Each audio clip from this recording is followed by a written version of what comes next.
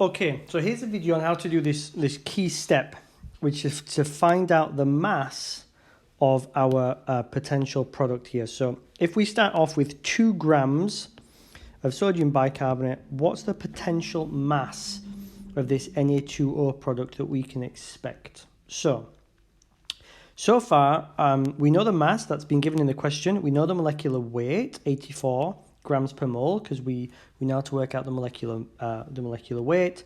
And then finally, the number of moles, which again, if you reviewed my video on how to calculate the moles, you will see that I just did a famous equation. Moles is mass, in this case 2, divided by the molecular weight, 84. So it's 2 divided by 84, and you get a final answer of 0.0238 moles.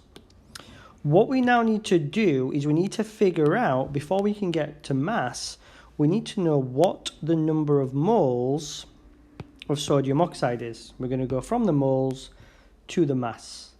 Well, we come back here to our molar ratio. The molar ratio between NaHCO3 and Na2O, again, if you look back at the video I posted, is 2 to 1. All right, because we have a coefficient of 2 here and a coefficient of 1 here.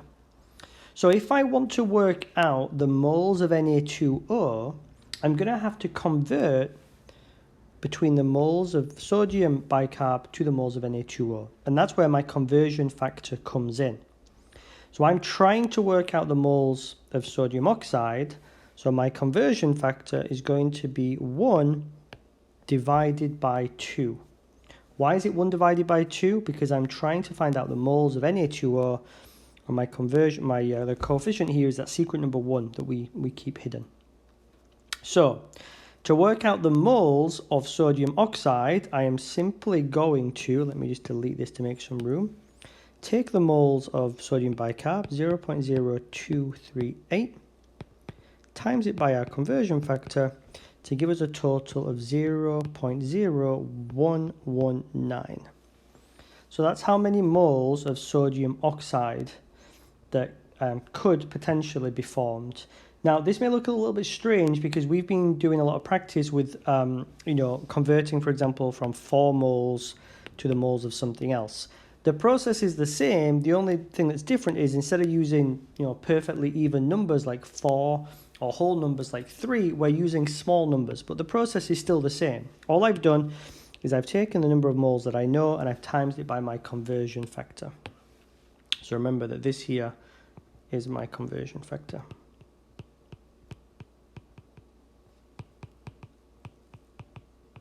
Okay, so in order to work out the moles of sodium oxide, we just converted from the moles of sodium bicarbonate, so we've done that. Now, in order to work out the mass, which is what we're really trying to find out, there's one final step we need. We know that to work out the moles of something, we simply take the mass and we divide it by the molecular weight. And to work out the mass of something, we simply take the number of moles and we times it by the molecular weight.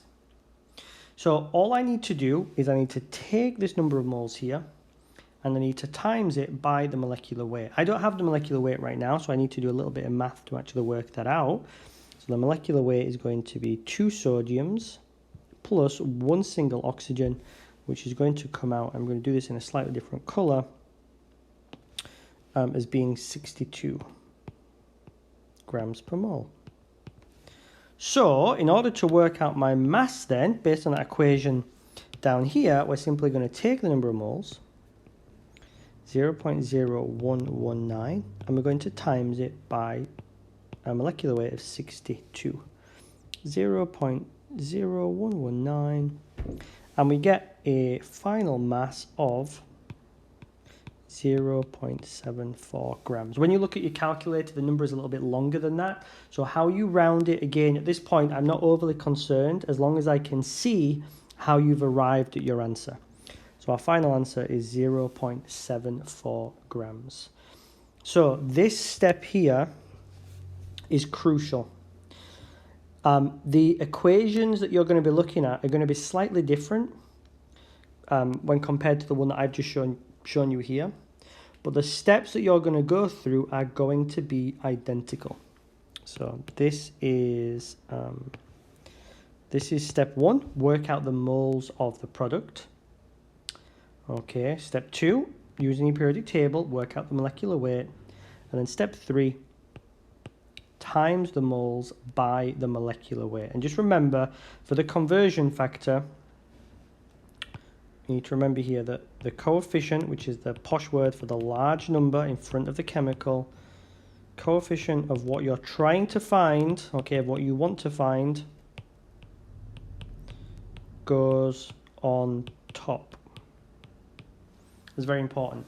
We were trying to find the moles here of sodium oxide, Na2O, so that's why the number 1 went on top of my conversion factor and not number 2. Okay, because that would have changed our answer significantly.